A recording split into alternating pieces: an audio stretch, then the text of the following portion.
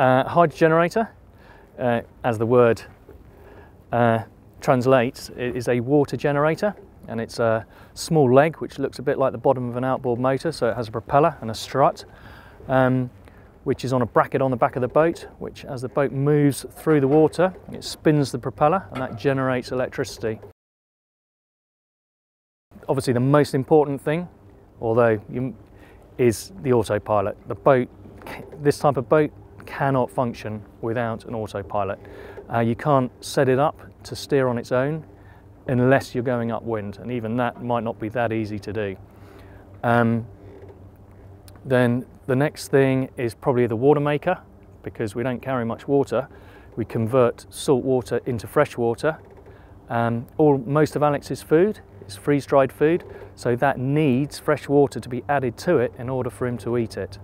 That's a very, very power-hungry piece of equipment, and normally if the hydrogenerator's down, it's not a problem to run it. That draws actually 4 amps, which is a lot of power, and you'd probably be wanting to run it for, if you say on average, 20 minutes a day, but what you would actually tend to do is run it every 2 days for maybe an hour, or every 3 days for an hour. That would be the normal way that Alex would probably run it.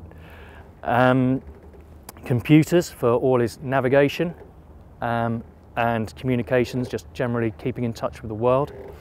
That's another fairly power-hungry source. The satellite, the 2 forms of satellite communication that we have on board, they both use a reasonable amount of power. So now he's in power saving mode, he has to have all of that turned on and only run the instruments and autopilot. Unfortunately, the hydrogenerator has broken, so we have 2 hydrogenerators, one on the starboard side, one on the port side.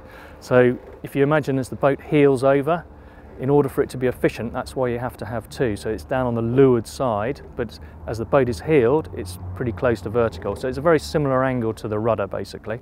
We have lost the starboard one, and we believe that it hit something and it's unfortunately broken the top bracket off. Now, when that happened, the hydrogenerator came off the back of the boat, and it's then sort of almost water skiing, if you can imagine. The boat's going very fast, over 20 knots, and it's now water skiing along the waves behind the boat, connected to the boat by the power lead, a hydraulic lead, and the various lines to pull it up and down.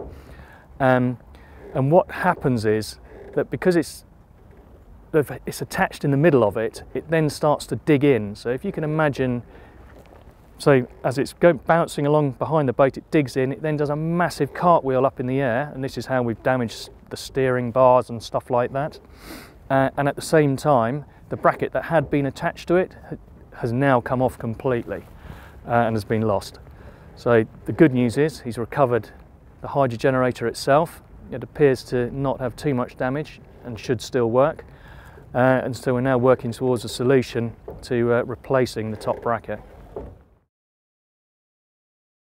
Oh, it's going to be really tough for him. You know, he's now going to be feeling very lonely, whereas before he could have his telephone switched on all the time. Now he can only have it on for a very small or a limited amount of time every day. And that's actually quite a big psychological impact on someone doing a race like this. That's, you know, you really are alone. The big worry is if we have any other charging issues, it's going to be very tough to finish the race. Right now, it is going to be tough for him. There's no question about that, but it is achievable. No, we also have engine charging. So attached to the engine, we've got 2 pretty big alternators. But when we made the decision to go with hydrogenerators, the reason you take the hydrogenerators is so you can carry less fuel.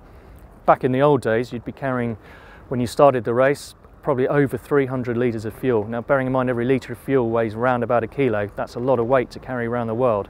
So I'm not going to tell you how much fuel that we decided to take, but we always knew in the back of our mind that there could be a problem with the hydrogenerator, so we did take a reasonable amount of fuel, but it's definitely not enough to get him from where he is now to the finish.